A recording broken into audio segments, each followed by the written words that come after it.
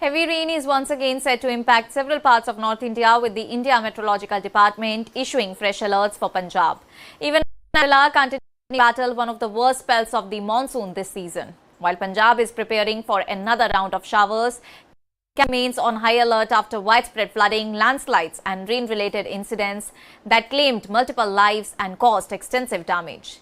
Well, the Chandigarh Meteorological Department has issued a heavy rain alert for 3 Punjab districts bordering Himachal Pradesh, Pathankot, Gurdaspur and Hoshiarpur for August 2, that is today. Well, all these districts are likely to experience heavy rainfall, while light to moderate rain accompanied by thunderstorms is expected at isolated places across the rest of the state.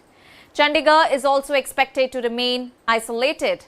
Well, it has been also notified that occasional rain and thunder showers are expected over the next few days. And according to the Meteorological Department, favorable weather conditions have developed due to an active monsoon trough over North India and a western disturbance affecting Himachal Pradesh. And the combined effect of these two weather systems is expected to bring intermittent rainfall, cloudy skies and thunderstorms across Punjab and Chandigarh during the coming days.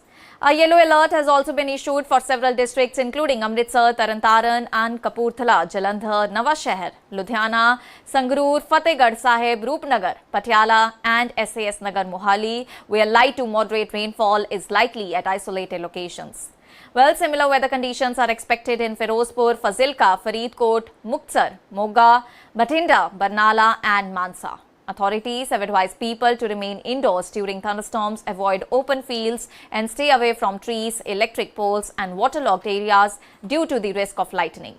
And despite the rain forecast, temperatures in Punjab have increased slightly as maximum temperatures have risen by around 1 degree and are now close to normal levels. Bathinda recorded the highest maximum temperature in the state at 37 degrees Celsius, and this year's monsoon has also remained significantly weaker compared to the last year, with Punjab recording nearly 33% below normal rainfall so far this season. However, Chandigarh has received around 10% more rainfall than normal during July.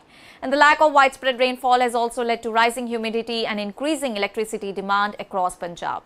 Well, yesterday, power demand touched 14,241 megawatts and Punjab's own power plants generated around 4,732 megawatts, while the remaining 9,509 megawatts were supplied through the central power pool and other sources. The state government says that efforts are being made in order to ensure uninterrupted electricity supply despite the increased demand that was caused by hot and humid weather. Meanwhile, rainfall in Himachal Pradesh has increased water inflows into the Bhakra and Pong dams, and the current water level at Bhakra Dam stands at 1,601.8 feet, while Pong Dam has reached 1,341.16 feet. And both the reservoirs remain well below the danger mark, and officials, however, are closely monitoring the situation, recalling that continuous heavy rainfall during late August and early September last year had pushed both the dams close to the critical levels, forcing authorities to release excess water. Experts say that the situation this year will depend entirely on rainfall in the catchment areas and future water releases by the Bhakra Byas Management Board. While Punjab prepares for more rain, Kerala continues to face severe devastation caused by relentless monsoon showers. Heavy rainfall across the state has triggered landslides, flash floods, overflowing rivers and widespread waterlogging, claiming at least 8 lives and leaving several people missing. Well, the India Meteorological Department has also issued an orange alert for almost all the districts of Kerala, warning that heavy rainfall is likely to continue until August 7. And the worst hit districts include Idukki, Kottayam, where extremely heavy rainfall has been recorded over the past 24 hours. Vagamon received more than 314 millimeters of rain, and the intense rainfall triggered multiple landslides that destroyed homes and cut off several roads. And among those who lost their lives were people trapped inside houses after landslides struck residential areas.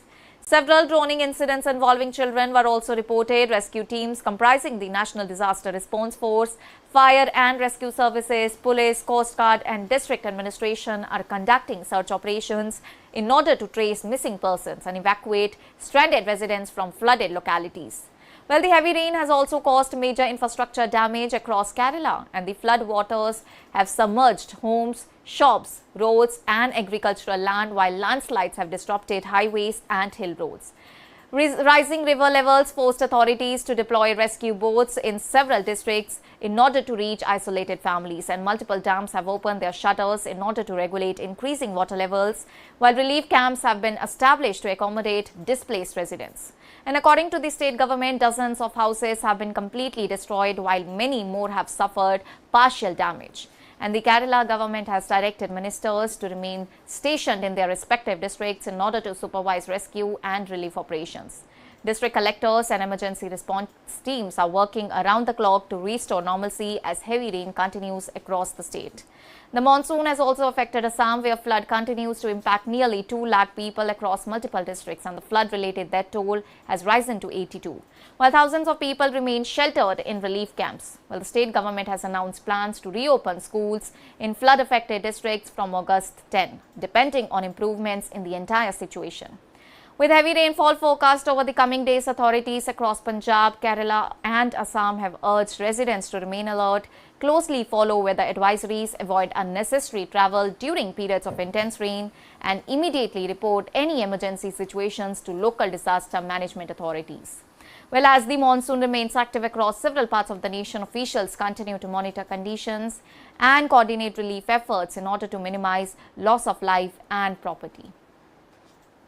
That's all for now. Stay tuned to the Savera for more updates. Do like, comment and subscribe to the channel.